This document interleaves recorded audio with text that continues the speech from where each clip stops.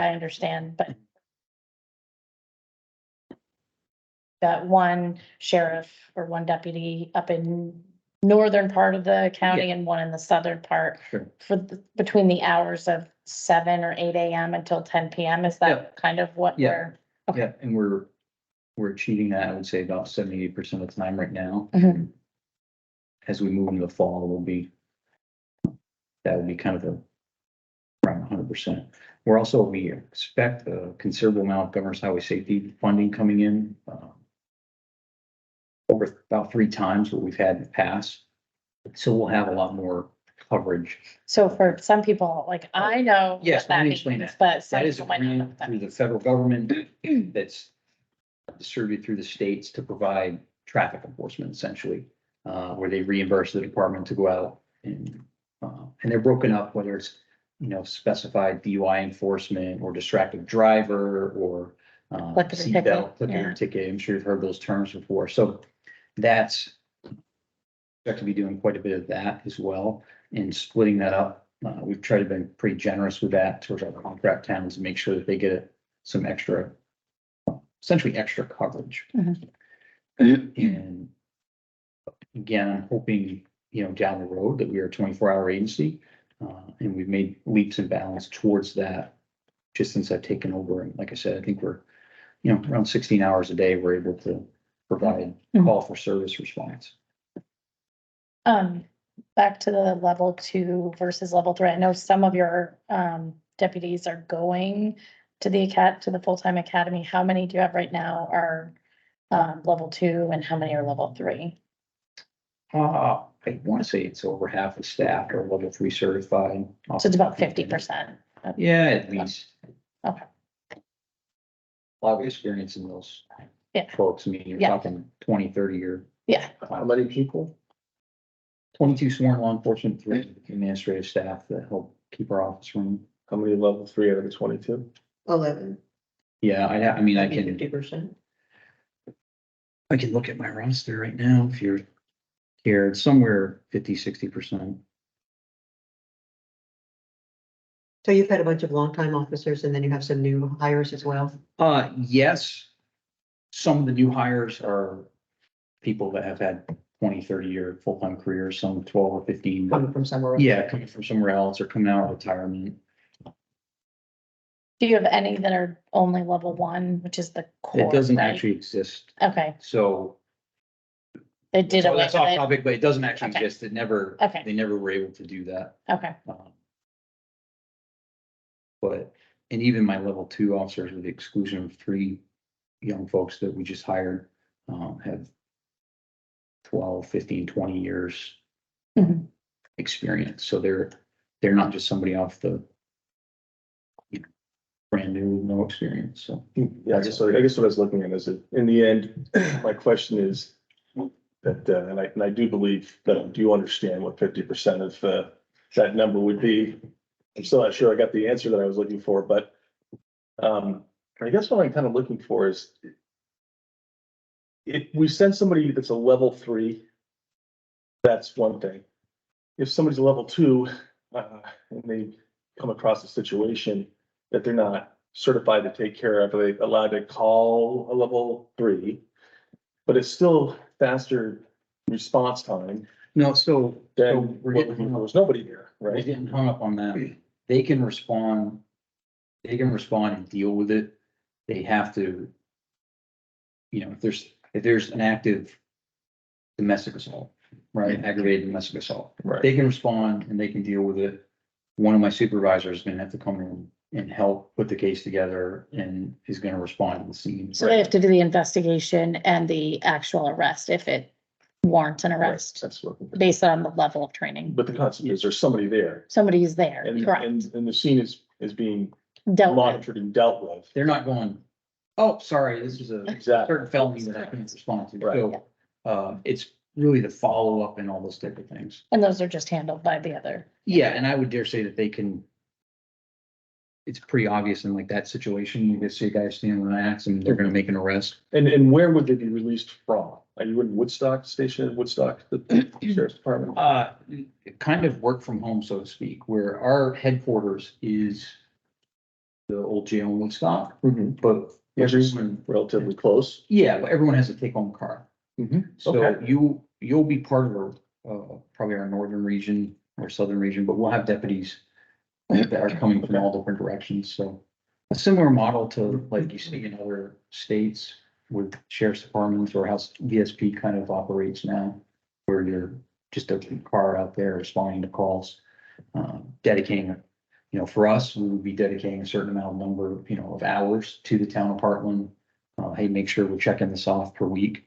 And try and be strategic of how we place that, do we need somebody here at 11 o'clock on every Tuesday? No, working with Martin now, we'll be helping out around the school. During the first 3 weeks of school, especially with the construction, we're worried about people speeding down Martinsville Road and putting some effort into. And we've already, we've been working with the town of Heartland a little bit already. New Constable Dow's on my staff and he's got a pretty good idea of where, he spent some time up in North Heartland. We got a resident called up town hall, called their office, was pretty happy that. We spent some time in North Heartland because they didn't get a lot of help down there or, I've had other residents call up and say, good, people are going 100 miles an hour in front of our farm and, I was able to send some folks there for governor's highway safety and just, hey, sit here, stop some cars and slow people down. So making sure that we're strategic in how we're dealing with your problems, because every community is different, right? And so having that conversation with folks, but I also encourage when people get out, stop in schools, stop in businesses, interact with your community. It's not just about writing tickets and arresting people, right? And that's been the biggest thing for me. I mean, I was helping out the other day from stopping in Mike's store, having folks that are comfortable with me going, hey, these people we just saw leave the store buying baking soda that is a cutting agent for narcotics, and they went down behind the rec center library area. So I swung down and more people said, hey, these two well-known characters are out, on your trails behind the rec center doing drugs. And I knew they had warrants, so I called for Windsor and they came up and we just had two people because there were two of them there. And they're Windsor warrants. So we, rest of them got them out of Hartland. So having those connections with your community, building those relationships where people are comfortable coming up to you and saying, hey, I've got a problem. And that's the type of policing that it's always been kind of who I am, building relationships in the community, and that has trickled down to my deputies. And we're seeing, again, I make that email up that was unsolicited and that was, made me proud that we're heading in the right direction. Do I know if anybody is left? I've been keeping an eye. I don't know. Does anyone have any questions? I do. It's Robin. I guess a Robin. question hi, thank you for being here. Great information. If you have different officers sort of working from home, like you said, and sort of dispatched from all over, do you have any guesses to what the response time might be for Heartland on average? I think that on average, it's really hard to say, but I think we're going to be very competitive with what you have now from state police, if not. And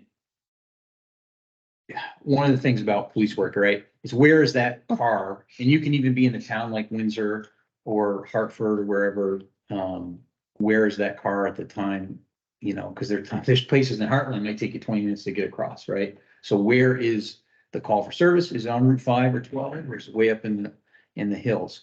But I don't have a great answer for you, but I think it's going to be very competitive, so to speak, with Vermont State Police. We're going to respond to more calls for service, and our response times, I think you'll see, are going to be much better. Thank you. Lindsay, do you have any questions? No, not right now. Yeah. I've had a few as well. I appreciate you coming because it's helping to inform me. As I said, it was helpful to have Chief Frank here. I did a ride along, which was useful. I've been around the block a while too, but it's helpful to get other perspectives as we're trying to gather this information about it. And while I'm joking with you, Trace and I actually work together. Well, Yeah. but looking at, I think the response time question is really helpful, but looking at more generally, not about sort of the challenges to you in terms of providing services that you see right now. What are the limitations, challenges that you see that a sheriff's department presents? I mean, you've talked a lot about the wonderful asset. When you see yourself in liabilities or limitations. Yeah, I mean, liability, is the same for anybody, but, the biggest limitation is my way of funding my agency, right? Windsor, we vote on a budget, here's your budget. And I'm essentially a small business, the way I operate. Without spending too much time on, sheriff's departments in Vermont are a quasi business. That does allow me to be very flexible, and being an elected department head without, we don't have a union, so I have a lot of flexibility on how I provide service, right? So the only real limitation to me is funding, right? If you say, hey, we've got $20,000 to spend, I can provide a much different level of service than if you say, hey, we got $20 million to spend, right? So that is our biggest limitation. It's also more, I'm not trying to sound like a mad job interview. Well, my biggest weakness is my biggest strength, but it allows us to be flexible, and we can change how we need to operate kind of on a dime, if that makes sense. And you don't feel the staffing, you've been pretty happy with the ability to get with staffing. People are very excited to come work for me right now, and I'm building an agency that people want to work at.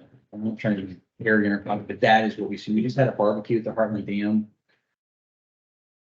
and invited friends, and it was just a really good time. So staffing for me, I wish I could hire more people from a funding perspective. Sure. Okay. And I could fill those slots if I had more work for my folks. And if I can just follow up with one more, and I don't want to go with those two. So I know the traffic enforcement, and I actually live on Route 12, and traffic enforcement is always interesting to me, but the click it and tickets kind of piece, how do you see that balance between ticketing every person that kind of goes on by versus like, where's that balance or that line that you all think is important in a community? Yeah, and that changes officer to officer, right? Deputy to deputy. But for me, my overall thought process, I've never been a big ticket writer. I look more for things that are, somebody late to work might not be the biggest crime of the century, right? But also we don't need people doing 60 miles an hour in front of the school. It's about balance, and the idea, traffic citations should be issued to modify behavior. They shouldn't be punitive. They should not be our mission to generate revenue, to pay to generate revenue, right? That's not, and in fact, that's what I campaigned against. And it cost us a contract in Bridgewater because all they cared about was traffic revenue. We got into a little back and forth about that. But I think it's about striking a balance, and not everyone needs a ticket, and it's very much up to the officer's discretion at the time and how things work out. But for me, I don't care if I never write another ticket or make another arrest. If there's no crime left and there's nobody speeding, right, then we've done our job. And so obviously that'll never happen, but that's what we should be aiming for, to modify behavior so that people aren't riding motorcycles, doing wheelies in front of the Tancredi Farm or on Route 12 or whatever. And do you see other tools in that sort of traffic control arsenal that you might pull out there? Because I know, allocating officers is a time consumptive kind of thing. I think it's the most effective, right? Education, so being involved in the schools as we go down the road. I'd like school resource officers, and we're probably a year out with, budgetary cycles wise. Probably next school year is when we might be able to do some of that. But it's an education thing. It's also being involved in your community. And, we had a kid riding a dirt bike up and down the road in Plymouth with no helmet on, being kind of a wild man, but it bothered a lot of folks in Plymouth. And we went to his house and said, listen, but knock it off. And I think sometimes just doing things like that goes a long ways, right? and just saying, hey, keep it on the trail, knock it off. That can do more with that young man than writing him $500 worth of tickets and taking his dirt bike, right? Not that sometimes that doesn't need to happen. You know, but again, it's, are we doing something that's making the world a better place? Sorry, there was Teams issues. So that's what I was dealing with. I didn't mean to be rude. Do you have body cameras or cruiser cameras? Body cameras and cruiser cameras. We just spent a bunch of money on brand new digital ally, just, there's three major manufacturers of those, and they're one of the top three. So everybody has body cameras, cruiser cameras, everybody's got brand new computers. That was a big thing for me. Make sure that we had that. We're also branching out. We're working very well with our federal partners. We've seized, I think, and they'll helped federal and other municipalities, but in Sharon, we took, I think, 9 stolen guns off the street out of 19. We did a search warrant. We helped with Newport, New Hampshire, and Killington Police, and some federal partners, and seized another 19 guns from somebody that shouldn't have had them. So, you know, real police work is very important to me. Getting, you know, stolen guns out of people that are in the narcotics trade. That's a big thing for me. So we're working well with state, local, and federal partners, and there's unfortunately, this is not the Vermont we grew up in, and there is a pretty dark underbelly that, you know, It's growing. It's growing because we haven't had police protection for a long time, and everyone knows it. yeah, and violent. I just was at FBI lead executive leadership course, which was hosted in Hartford a couple weeks ago. And they asked me what my biggest concern was crime wise, right? It's the rise of violent crime in Vermont. I've done a couple prisoner transports lately, and talking to some of these guys that were, you know, knee deep into it and hearing their stories. Every day you get on WCAX and there's a new shooting, murder, stabbing, all that. And I'm not trying to be an alarmist, but I've seen it. I've grown up here, right? And I've been around police work since I was 16 years old. Again, this guy can tell you because I was bothering him when I was a little kid, but it is very concerning to me. And so community policing, you know, all those things we talked about, but I'm also very much about being proactive and dealing with crime head on, right? There's, and you know, I spoke about this in my campaign. To me, it's kind of three prongs that, you know, need to work with our youth and keep them out of trouble. You know, a conversation you guys are having earlier, but how do, you know, we play a big role in that, making sure that we're being mentors and helping kind of stop things at a low level, and helping folks that, you know, need help, that are ready to get help, but also being proactive. And we've gotten away, especially since COVID and the defund and BLM movements and things that happened around 2014, and has been continuing to go on. People have gotten out of police work. People have not been proactive, and we need to evolve as a profession and how we handle and do things. But we also can't just throw up our hands and go, oh, sports aren't going to do anything, or this isn't going to happen, or people don't want us to do that. And I think the pendulum's swinging back a little bit, where people do want some law enforcement presence in their towns. And again, it's not about over policing. It's not about stopping every car, writing everybody a ticket, or arresting everybody and their grandmother, but it is a balance.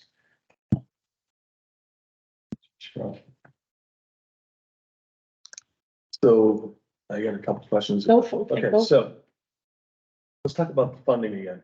So correct me if I'm wrong, and I could well be, okay?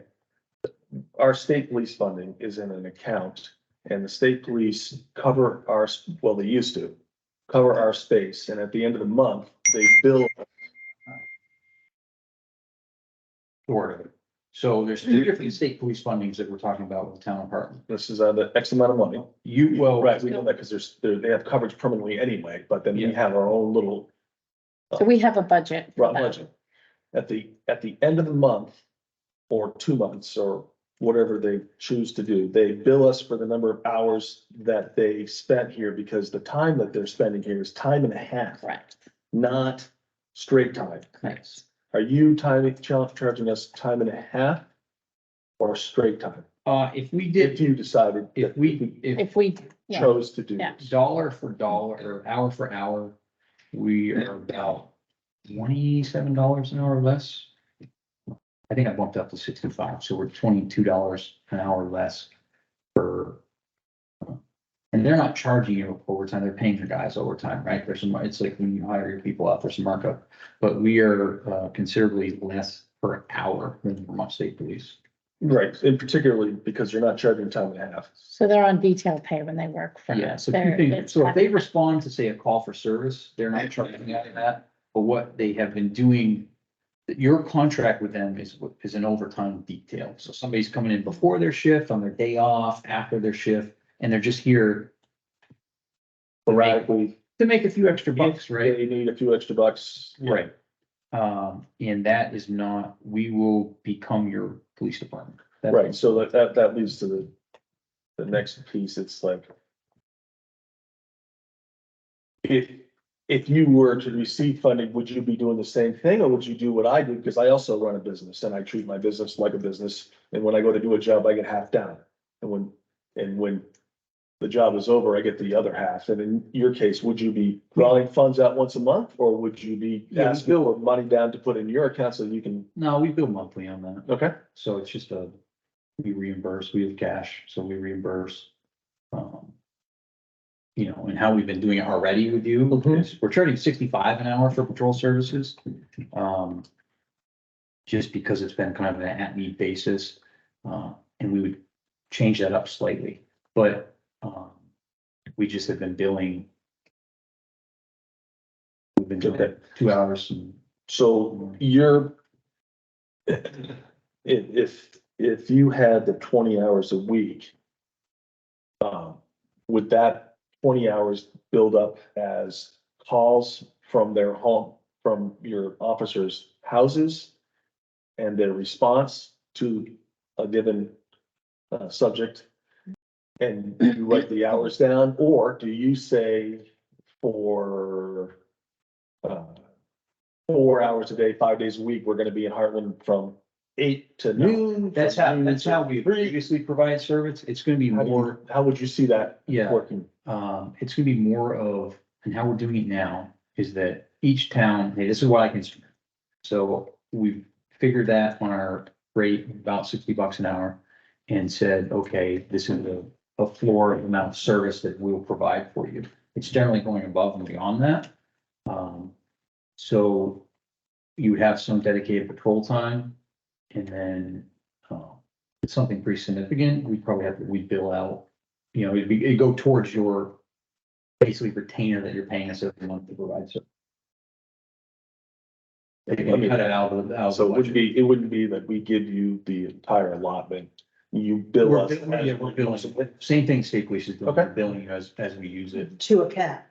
Yes, to account. Oh, yeah, You know, we can, that's why you're saying Yeah. that like 20 hours a week, which is better than, you know, certainly a lot better than what we're getting. so what they're, I'm gonna go off from that question if you Yeah. don't No, mind. go ahead. So if I'm hearing you correctly, if it's, say, you pay whatever amount, X amount, and you get 20 hours, and this is way jumping ahead, it's just, we went down this road, so. yeah. What would that then cover 20 hours and then? If there was a call for service after, well, I'm not Oh, no, we can going go up there. into 40 hours. I mean, right, so where does that, like, is it a dedicated, you're gonna be in the town, doing speed enforcement, doing community type stuff, what My- investigative work? My goal is a minimum to have. We use 20 hours, because that's basically It- off of what your Yeah, state police contract Yeah. was. My goal is to have a deputy in your town, a minimum of 20 hours a week. Okay, and then if there's a call for service because there's a domestic, cause you know, then, and that puts you now over because now once you figure in the time to investigate and, Yeah. and respond, et cetera, et cetera. That's We're not gonna now eat an additional cost. It's gonna be, whoop, well, we Yeah. went over that week, but maybe next week it'll be a little less to try to even. Yeah, and we're billing out monthly, so we're Yeah. trying to, but, But don't forget, we still have state police. Yeah, If for, it gets overboard, overbearing, something happens, a disaster happens here, not only do we have 20 hours a week, but we also you would be responsible if there was an overload or a different right, option. the state police would come in Correct. for a back essentially, but And we also have the town constable, yeah, which should talk about at another point Yeah. in time about his ability to respond and how many hours a week he's responsible for and what he's getting paid to be doing. And how all Is it that beginning? coordinates. Is he, yes, and who's Yeah. gonna call the state police? Let's say that we chose Windsor Yeah. Police Department, or the Sheriff's Department, or Woodstock's Police Department, or Hartford, whatever. And we're only getting 20 hours a week coverage, and after that point, how are the people supposed to know when they're used to calling a certain number to come and help us? That our hours are up yeah, and we gotta call the state yeah, they, it police now. shouldn't be there, It shouldn't yeah, be it'd be there, yeah. it won't, It would be, so on the end user aspect of it, they're gonna call 911, and those are whoever is the service provider. We'll work that out on our end. She's taking the call, she knows the call, oh, it's 4 AM, the sheriff's not taking it, state police is calling it, or maybe it's Windsor. and That's right dispatch? Dispatch would know that. Yes. Yeah.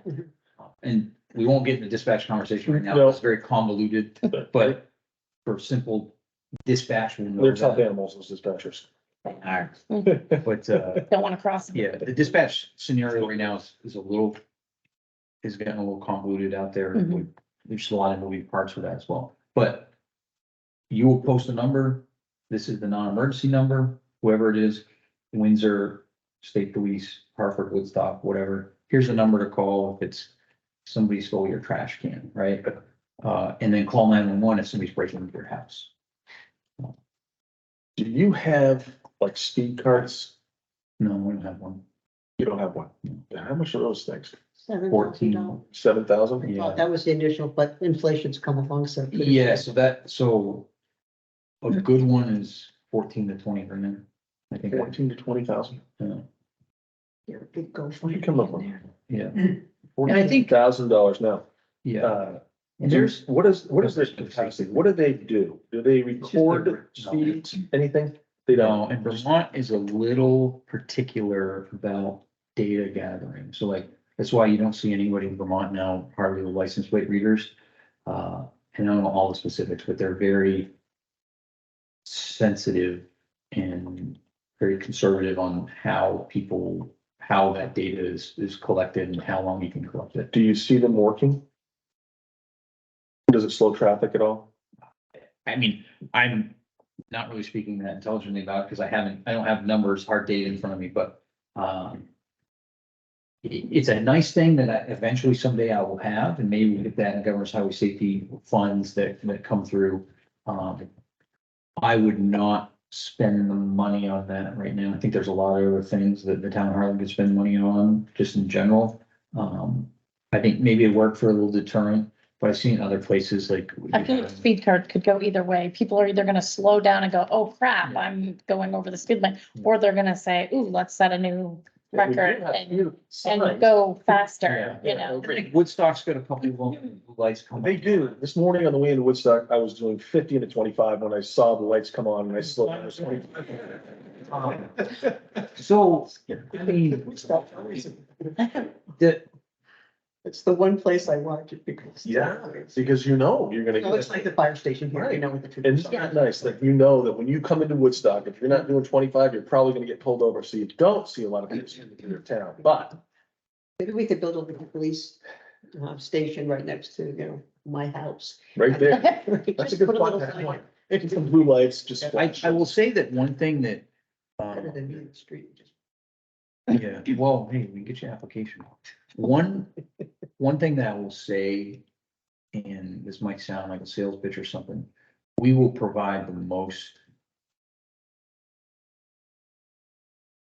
dedicated service, so to speak, the most customizable service.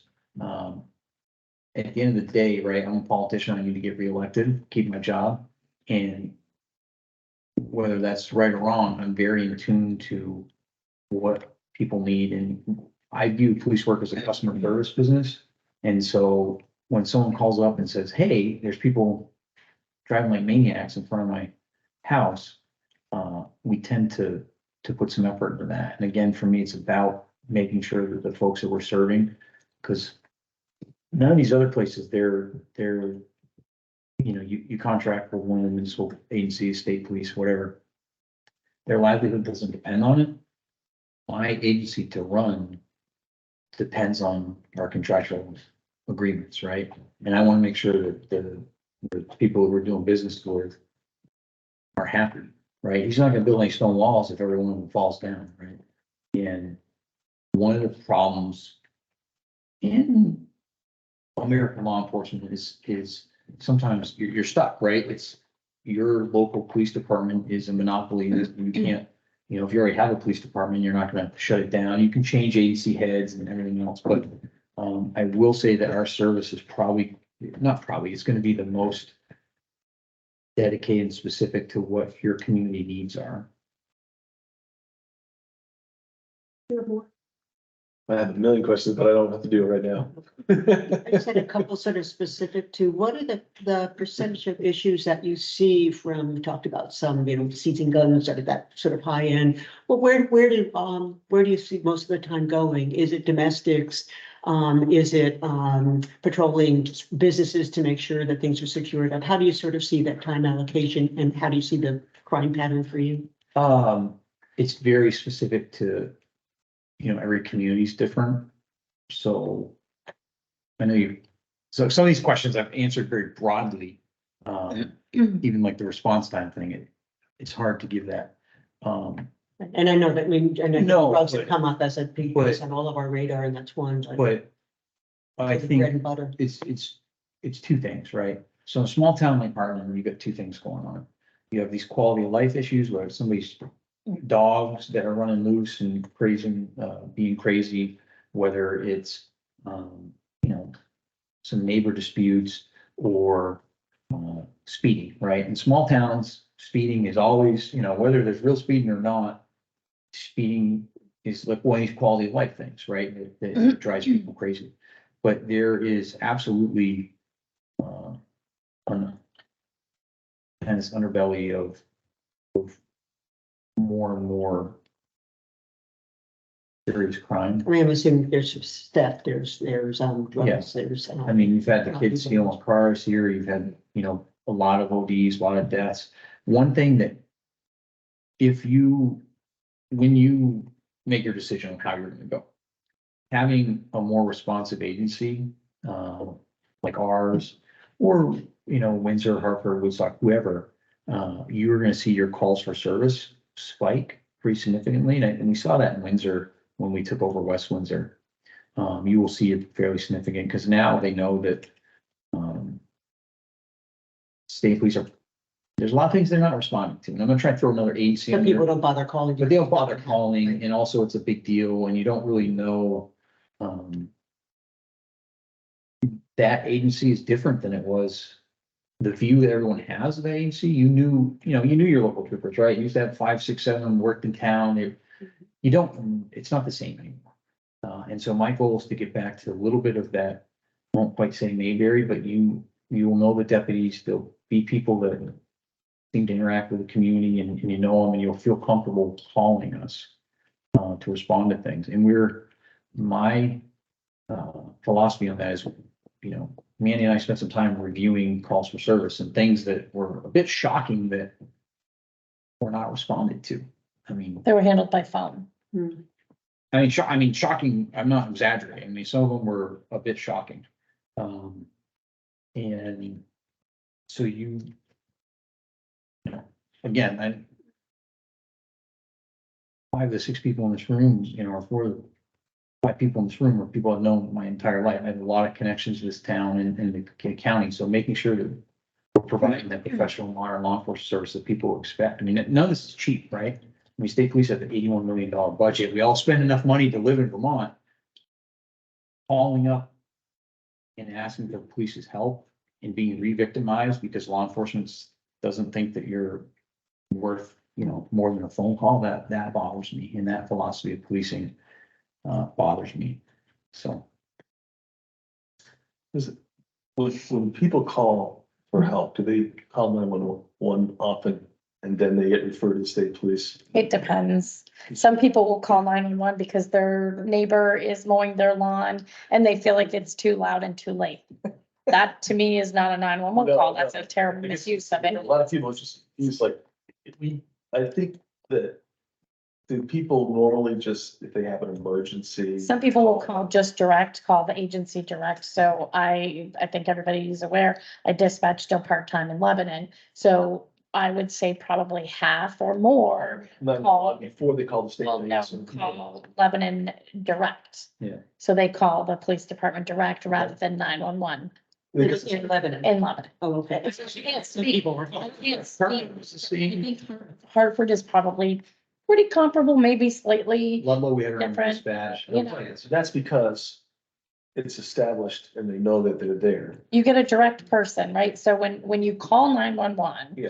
I call 911, Ryan's the 911 dispatcher. It's gonna go to him. He's then gonna determine, is it our agency? Is it another agency? He's gonna ask a series of questions that you have to ask them, or else you get this red check mark that says you didn't do your job correctly. And I'm not kidding.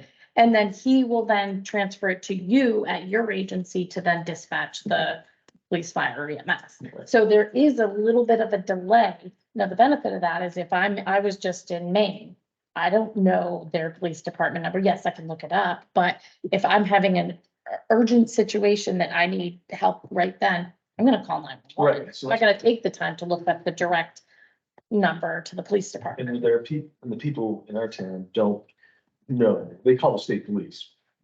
Or they call 911. They call 911 because they don't know anybody. Well, Sometimes people will call 911 Yeah. because they just don't know. They don't know. I didn't know the number, I didn't know who to call. well, and I'll tell you Yes. this, the state police dispatch now has been engineered for people to not call.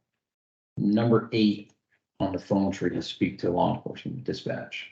You literally have to listen, you're having a police problem, and you have to listen to 8 prompts before you get, or 7 prompts before you hit number 8, which is, speak to dispatch. Right. I guess that we'd cross that bridge when we come to it, but people would need to be educated in who to call. And we're using Woodstock, we switched from Ludlow to Woodstock dispatch, we have our own number. That's that aspect of it, I think we could make, it would work fine. I think we could make that, we can even set up, so the constable number goes to us. And I've been talking to people in the community about what happened during our disaster here in this last month, and a lot of people, tried to find constable, and his message said, call 911, because he wasn't available. So he called 911 and then nobody showed up. And so the frustration with not knowing who to call state police, it's not their responsibility. Well, so 911 would have reverted to Vermont State Police. And again, this goes back to what they are and aren't responding to, their philosophy on law enforcement. I'm not trying to throw them under the bus, but it bothers me that these calls, listen, I can't respond to everything. Like, we're not in a position where we're gonna be able to respond 24 hours a day. But Who would respond? if it's after To a hours, call they, flooding, somebody's road flooded and they was heading towards their house and that sort of thing, who would? it's more of a fire emergency response. Fire. Cause it'd be potentially swift water rescue. Yeah. So it'd be more of a fire. Fire department. Depending, again, there's so many variables that Right. it's hard to say. I get this feeling, I guess this distinctive feeling that this is not the last time we're gonna have a flood. We And just the purchased it. confusion that occurred during that is part of the reason. So some of it is, I don't know how, sometimes, not enough information is gathered when the call comes in, because that makes the difference based on, who, as a dispatcher, I'm gonna send, right? If you tell me that my house is flooded and I can't leave and I'm stranded and stuck and there's water rising, I'm gonna send a swift water rescue, right? If you tell me that there's a little bit of water, you know, that might be a different response, right? It just kind of like if you Call your call, plumber. It all Right. depends. you know, If there's there water was in your a 911 basement. call, right, Right. to you, that you would be the person at the end of the 911 call. Yeah, correct? I mean, I don't answer 911, but yes. But if I called Yes. 911, they You would would go get through someone, the list that correct. you're doing to Correct. hopefully get Correct. to. And sometimes Flooding. the information Right. that you get from Trace, for example, is only as good. I can only send, It's garbage in, garbage out. right, Understood, I but can I only don't send have, what right, I no, know. I don't have to pre-screen as a citizen. I don't have to sit there going, oh, what if it's fire department? Oh, it's No, not. you Right. I don't think that our people know. You call 911. I mean, my theory is if you need police, fire, or EMS, and it's a somewhat emergent situation, call 911. Don't call 911 because you need a police officer because you're angry that your neighbor's, mowing their lawn. Or That is somebody's not dog 911. or something. Or dog barking. Yeah, maybe that's also something we should take up when this is over. Right. Yeah, that's a, And I don't think every single person in this town has a computer and they don't look at their email. yeah, but So there has to be a way to communicate. We can work General on- population. that's an education. Right. Yeah, it's an educational issue, like I said before, we have to be able to do that after this. So when I get a call from someone about the barking dog neighbor, I educate them. I say, I will send a police officer to speak with you. However, this is a misuse of 911. You need to call the 7-digit number, and I give them the direct line. And maybe that's something that can come out of this committee work too. I mean, I don't think it's necessarily whomever is providing the service that does that, but I think it would be important to provide It's very important. that information. And I think it comes up to some other issues that probably are outside of the time with you, but around doing a survey and other ways that we're going to generate information, because you're right, not everybody does have access to a computer. Not everybody's a listservaholic. It's relatively cheap to do a mailer as well, and super easy to work with the post office. Again, the marketing thing, we can look at that down the road and it's probably not worth continuing to discuss here, but it's worth, but that's a relatively easy problem to solve. I think can be fixed. It's an relatively easy. education. Sure. It's almost like we might need an emergency response number that's not 911. We have, Because of the oddities of things that are occurring. You don't know if you're gonna have a fire NATO or a fire hurricane. yeah, Or a flood, or, you know what I mean? It's just absolutely bizarre. So, and people are constantly gonna call the wrong number until we come up with a system where they can. you don't call the have right number. them dispatch and you don't. No dispatch. That's part of the problem. Yeah. Is so for our fire and EMS, or let me just, for fire, it's gonna be Hartford. For EMS, it's gonna be Hartford and Woodstock. For police, it's gonna be Vermont State Police. So you've got 3 different numbers to call, plus 911. And that's your dispatch, but then people are confused because Windsor Ambulance, who's dispatched to Hartford, provides EMS on this side of. They do this Yeah. part, Hartford does this part, and Woodstock does So this. that situation is going to exist whether we. Correct. why That- don't that's service not we gonna do. change. So I think maybe we pull that out and I preserved it here, that maybe we hang on to that. And then part of what we can do is figure out how do we want to try and inform people or address that or simplify it or streamline. But your law enforcement dispatch is not gonna be that big of a deal. No, just straight law enforcement dispatch wouldn't be that. It's just Because everything. even if they do call 911, they're gonna say, I think there's maybe 2 municipal or 3 municipal. I don't know now, I've been. Anyways, there's several municipal agencies that dispatch 911, and then the 2 now PSAC, state police dispatchers, so Hartford's 911, Lamoille County, Essex, there's several. Yeah. But Plus state police, State police they have do one it. down there. so we're getting kind of in the weeds. Yeah. For the end user, Yeah, call this number and that's something that we'll just. the only reason I brought it up is because it's just repetitive, complaints about when this rain situation occurred, that they called the wrong people. And nobody showed up, and it's like, And I don't know if there was the right people to call. unfortunately. I don't think There that, might have been no people. well, so we're not That's not as, what we want. but that's a larger issue with Yeah. emergency response in Vermont. And towns like Hartland, have gotten away with not paying for. You have a volunteer fire department. And you actually have a larger population in Windsor, and you're twice the square mileage, right? So you've gotten away for a long time without paying for public service, right? Right. And as a state, we were not as well prepared, we're just not prepared for these type of I'm things. sure Montpelier was calling. Oh, yeah. Too, when nobody came, so we just. Nobody came there either. Yeah, Because they're just, they're tacked. There's only so many people Right. that can help, and you call in other people and you call in other agencies. and some of it, like for us, we were not, very much we can do, like I said, I just buy UTV with a winch and lift and all stuff so that we can respond better to these type of situations. Not that driving Polaris Ranger through a flood is, but, I don't have a boat yet, but. That brings me to another question, and I know you and I talked about it, but it might just, Sure. another conversation is, do you see a K9 on the horizon at all? Yeah, I bought the car already from Chester. Their chief retired and, I needed more cars. And so we bought their car, which was all set up as a K9 car, high mileage, really well taken care of. My goal is to have three, I think. 3 K9s? Three, yeah. Mhm. And what would you have them trained for? Dual purpose, so Mhm. tracking and narcotics. Mhm. Well, tracking narcotics, apprehension maybe. The trend is kind of getting away from apprehension, stuff like dog. But not opposed to that either. Again, it goes back to the level of crime that we're seeing now.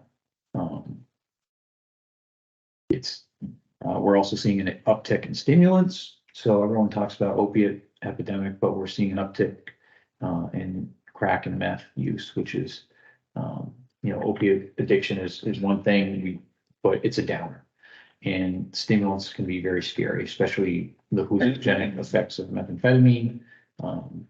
So we're seeing these things, but, I'm not opposed to a floppy ear dog, opposed to a pointy ear dog. But we've got to have, we're a little ways away from that, but we will have one soon.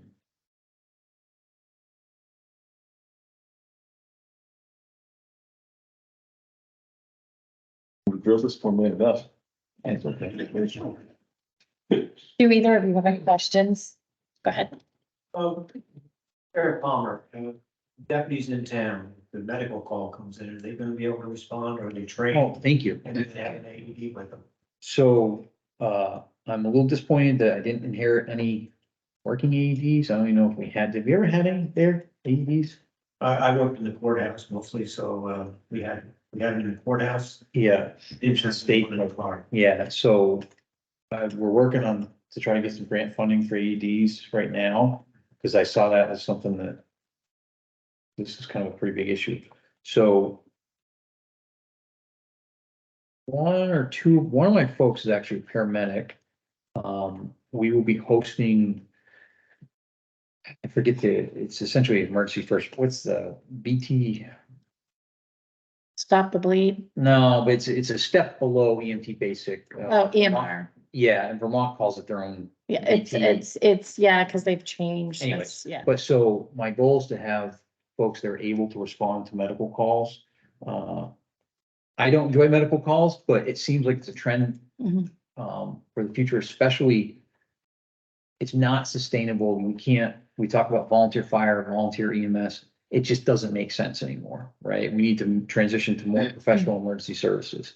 But one of my goals, and I reached out a couple weeks ago, so later on in the year, we're gonna host that emergency first responder course, which is like a step below an EMT, but we want to get, I've talked to Tyler about getting medical bags in every car and get those first, because, if we can respond with an AED, you can save somebody's life, right? We're just gonna be there faster than the ambulance coming from the station, 99% of the time. So that's on the list, and thank you for bringing that up. We've applied for a couple grants already. And we may, Narcan also. yeah, we have Narcan. Big stash of that, so we have Narcan. Yeah, they're expensive, the, And they have to be stored inside. yeah, the Zoll, I think the Zoll ones are kind of the one that everyone's using. Yeah. They're 2,300 bucks a piece, Expensive. and I have now 24, 25 cars, so, it adds up, but Mhm. it's on. We're actively working towards that.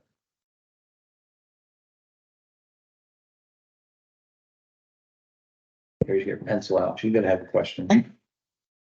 Nothing? Okay. Yeah. Does anyone online have a question? No. I get a thumbs down and a head shake, so negative online. I have one quick follow-up. Person assigned to our town, would it be the same person every day so that we get to know where things are and get to meet a lot of people, or would it be different people every day? I wouldn't say it's different people, it would be several different people, but are gonna be, because I think it's very important that you know your patroller, right? And not have a different person every day of the month. What we've been seeing is, and how we've kind of been doing it, these 2 or 3 people work this section, these 2 or 3 work down here, that type of thing. So, it would be a group of folks, but they're gonna get to know the area. And even at 22 law enforcement, some, that's the size of the Hartford Police Department. So, it's not gonna be like, it's somebody you've never seen before, they only working once. So I suspect that it will be a core group of folks that are working in the area. Okay, thank you. Well, Kurt, you're showing your hand up. Do you have a question?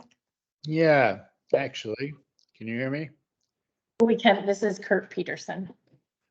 Yes, from the Mountain Times, don't forget. So, I got into this meeting halfway through because I spent the first half waiting on Zoom. So, the setup here, the general framework of this conversation, are you planning to make a decision tonight? Or is this just an interview, or what is the next step if that's not the case? Yeah, so he's just merely coming in to discuss the Windsor County Sheriff's Office and their type of policing and how many deputies he has, as well as their level of certification, number of towns that he serves. Those sorts of questions. We did the same thing with Windsor and spoke with Chief Frank, who is the Windsor chief, because we use, our SRO program is out of Windsor. So she came and offered the same type of information, for us about Windsor Police Department. So those are the 2 contenders at the moment? They're not even contenders. We're just simply talking to them to kind of get a better feel for type of policing, and those sorts of things. At this point, we haven't gone farther than that. Okay, thank you very much.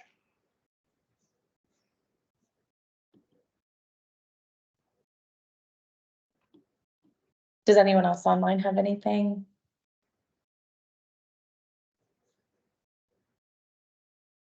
Sherry, did you wanna? Oh, no. Oh, you're still holding it. Okay. People are on the line. There's 4 online.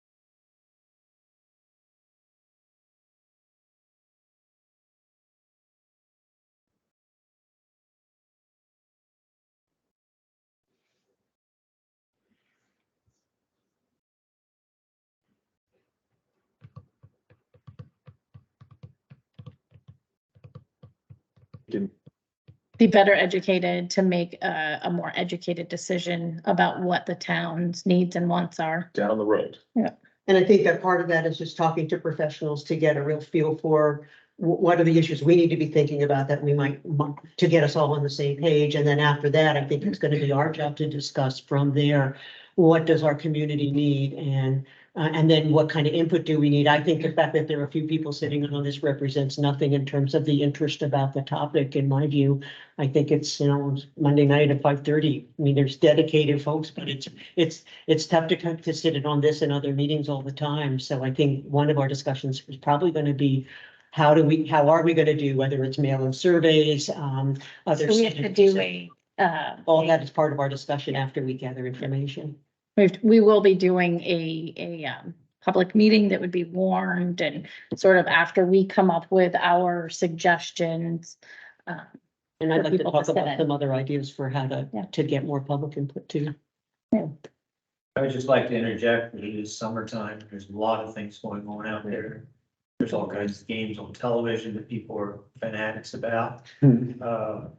Family gatherings, Vacations, yeah. lots of things that take people away from it. And they have faith that the committee's gonna come up with an idea. Right, I think we were given a time frame to come up with an idea. Yeah, October. And life is full of choices. And I do hear complaints from people in the community about how did they come up with this answer? Why are we putting this down here? And the answer to that is, did you go to the meetings? Did you get online and watch what was going on? And most of the time they say no.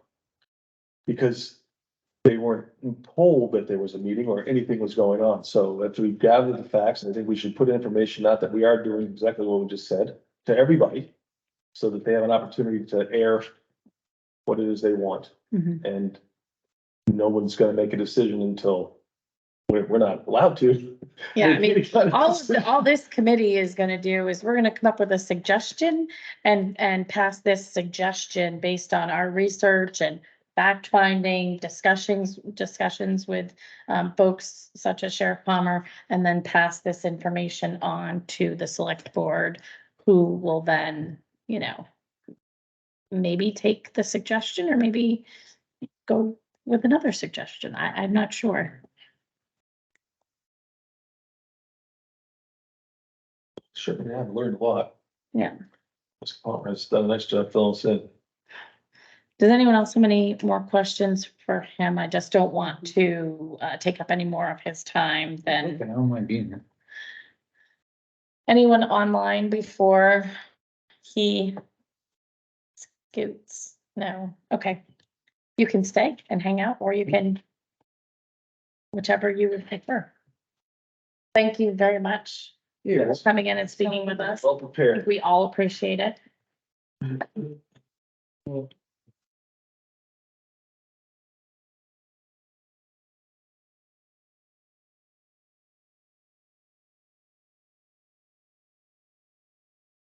Okay. So, the next piece of the agenda was to discuss areas of importance.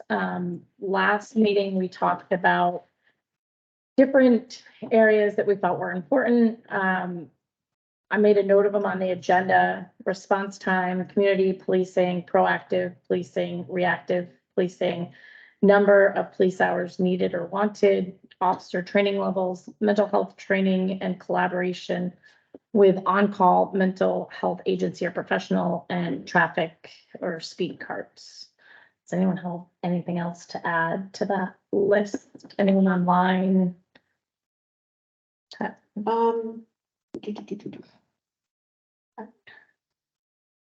I guess the only other thing that for me seems very important is to really understand the aggregation of the different kinds of issues that we have based on the calls and all the pieces that you collected. So just sort of how, so that we can inform people about it. Looks like Hartland has lots of issues in this area, very few in this area. This is how that all shakes out. And I don't think that's anything we can do right now, but I'd like to see it on the. So sort of what you're saying is compile the information and do it like a graph or some sort of, however that works. To call types and, Yeah, we So have. that's we have specific 700. to- yeah. I want to. 160 Right, calls, and just how we might want to 2 compile. calls average a day. So, and that's specific to VSP, Yeah. Vermont State Police, whereas the list that I sent out was, you know, the Right. Windsor County Sheriffs, Vermont State Police, and Hartford or Windsor Police as well. I sent it online. Right, that whole set of all the different. Correct, And these are separate. And they did respond. correct. Right. So that list was just from Yeah. Vermont State Police and it didn't include the other data, but the one that I sent broke down the call types. You know, I did look at some of them, you know, Ryan and I sat for a few hours, and went through calls to determine, you know, how was this call handled? Was it handled by phone? Was it handled just simply noted and nothing, no action was taken? Was it, you know, did an officer respond? And if so, what was the response time Right. based on? Yeah.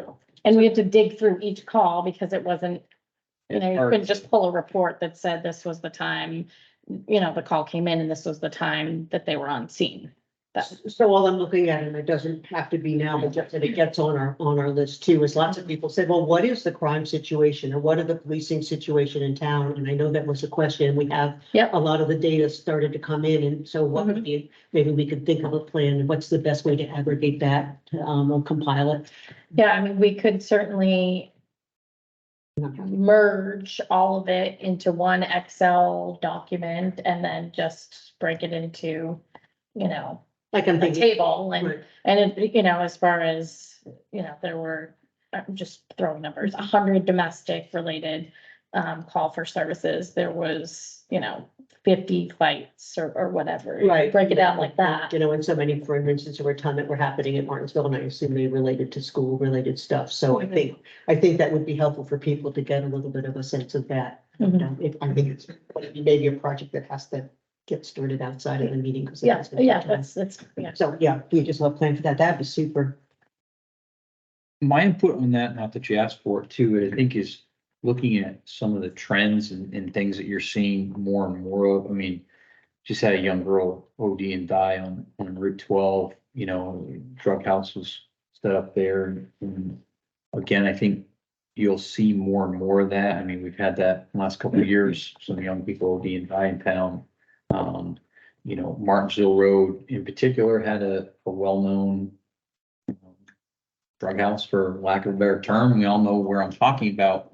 And the fact that you had nobody being proactive about saying that's not okay here in town of Hartland. And I think looking at that and understanding that it's not just about things that have dealt with, but what's gone unreported. What have you seen that, you know, doesn't necessarily make the news, but having it to where, you know, 20-year-old girls is hanging out with some, you know, and the call isn't just, yeah, it's an OD, but what else is going on in that house? Yeah.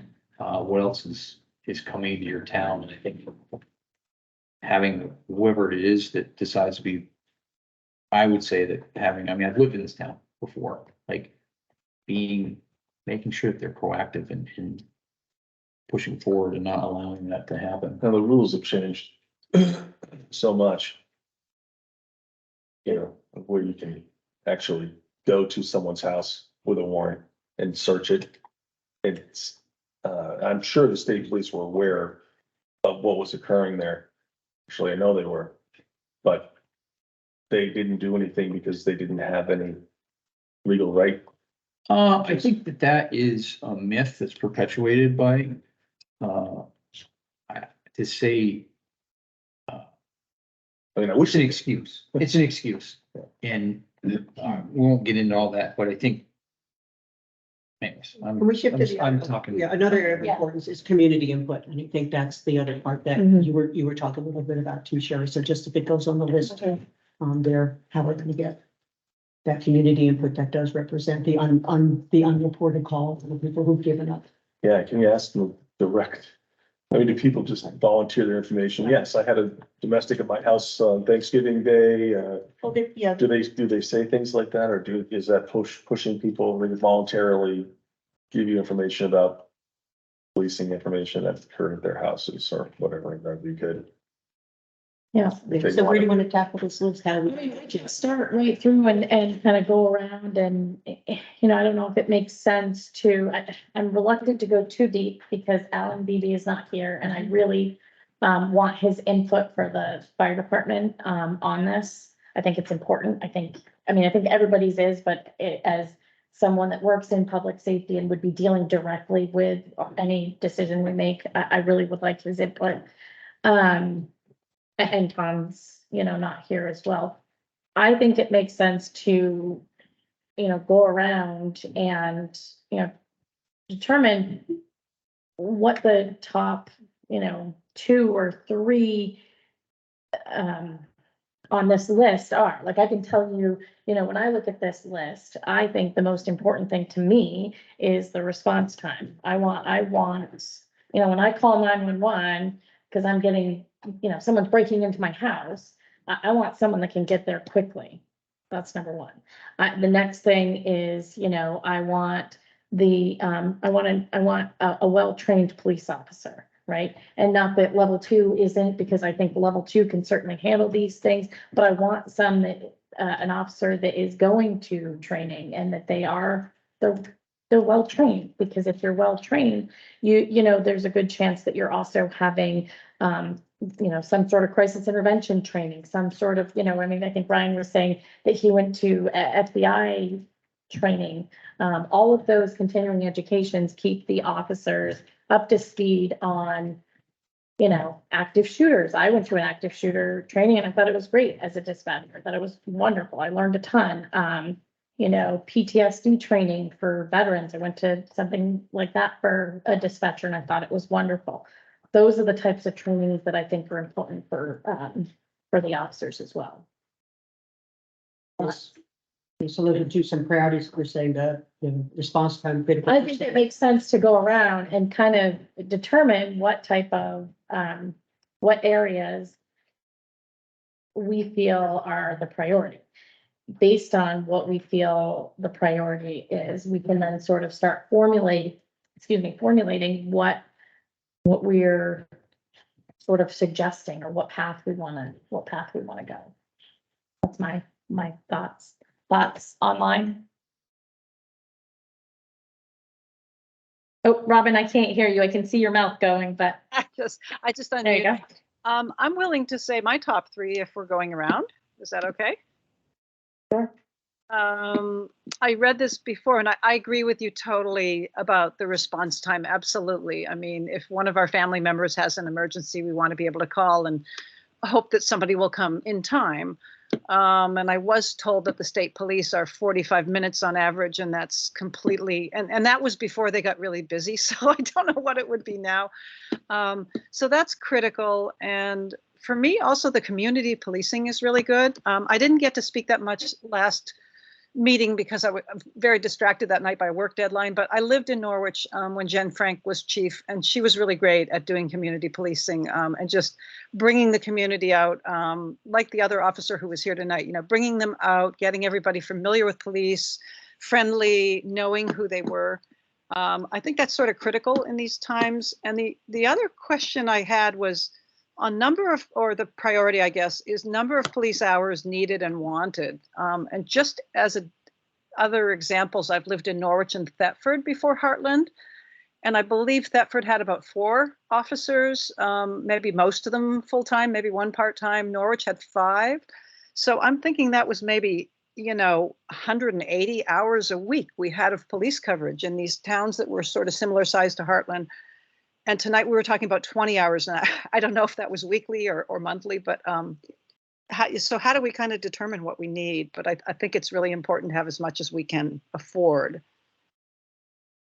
So those are my 3. Again, you know, the response time, community policing, although I do really agree also about the officer training levels. So those are maybe tied for the top, along with the, how many hours we can get.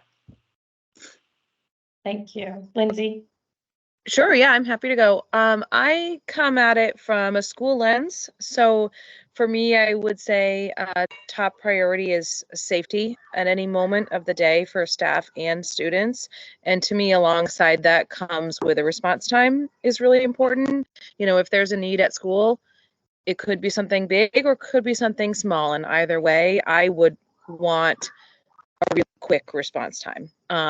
But for us, when an incident originates from the school, our call with our contract with our SRO is actually Windsor Police.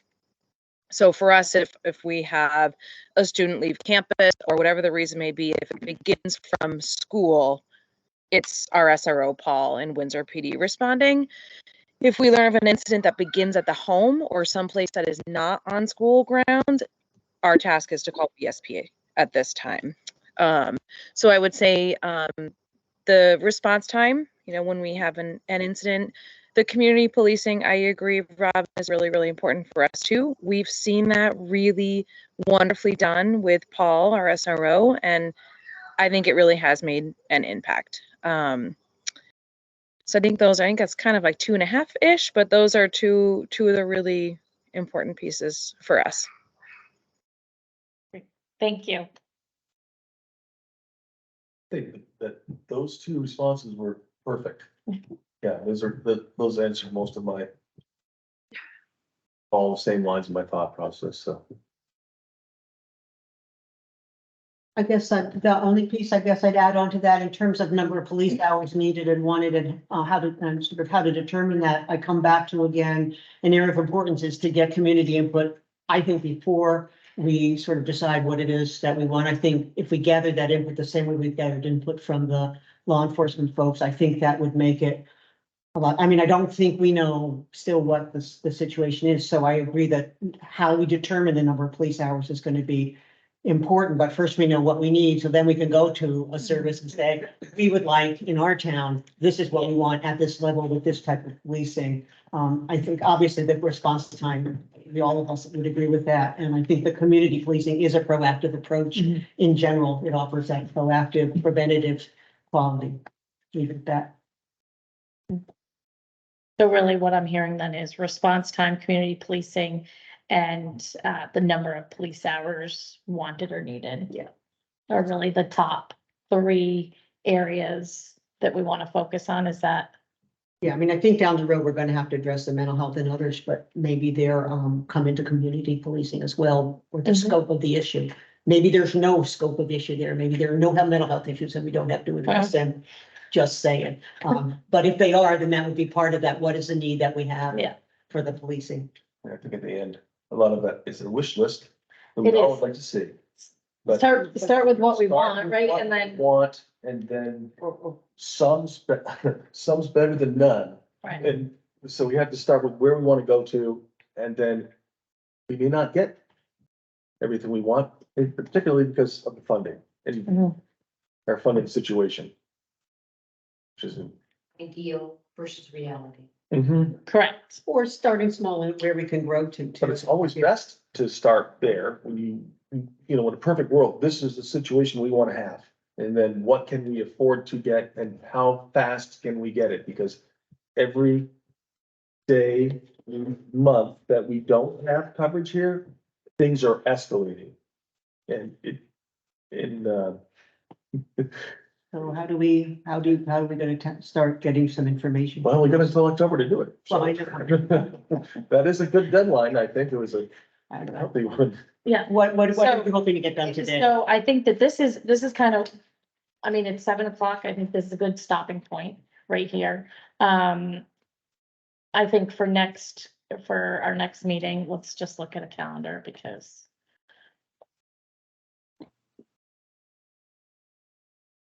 that would be August 28th.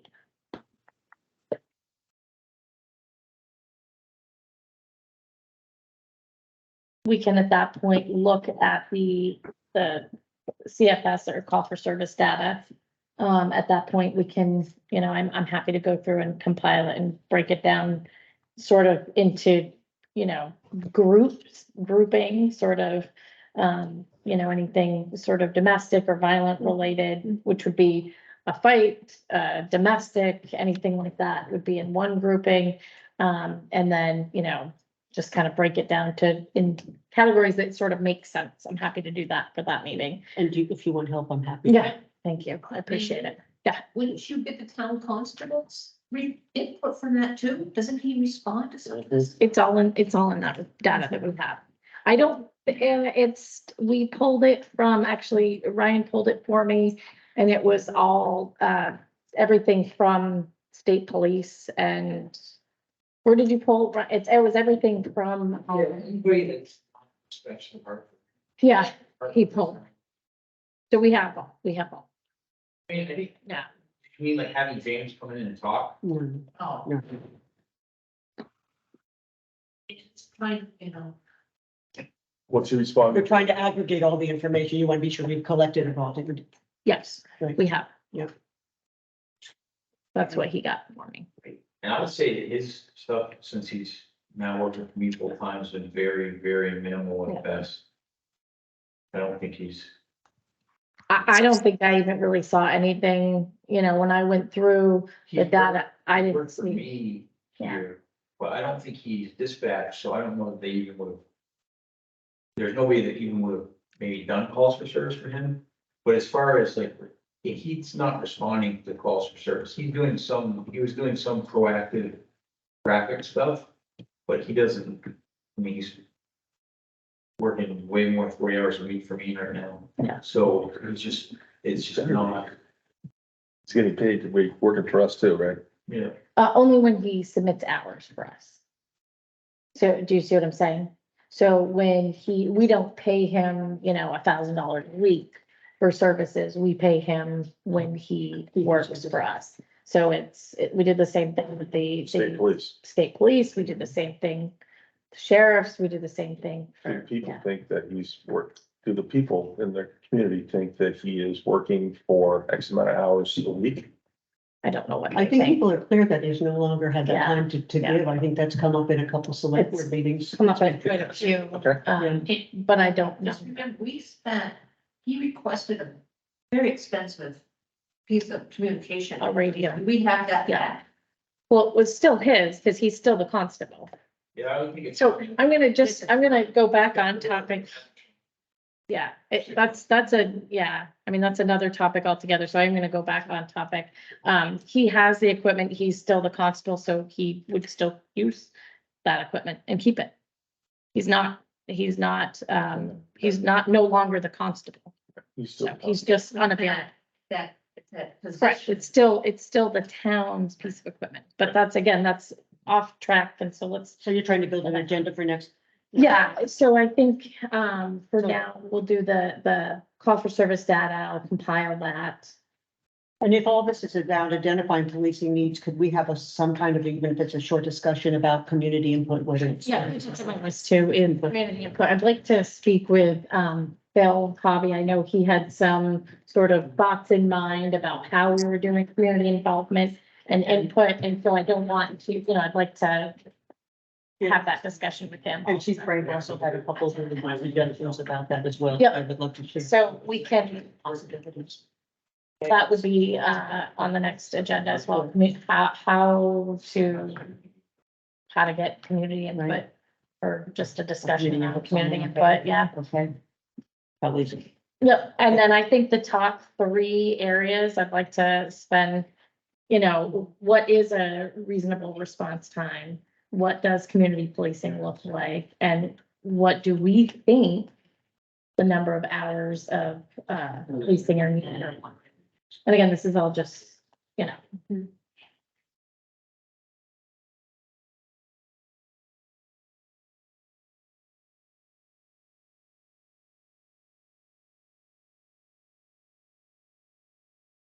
Okay, I got it. Get it to tomorrow. perfect. I think that's it then. I'm good. Does anyone online have anything additional? Robin, I just got your message.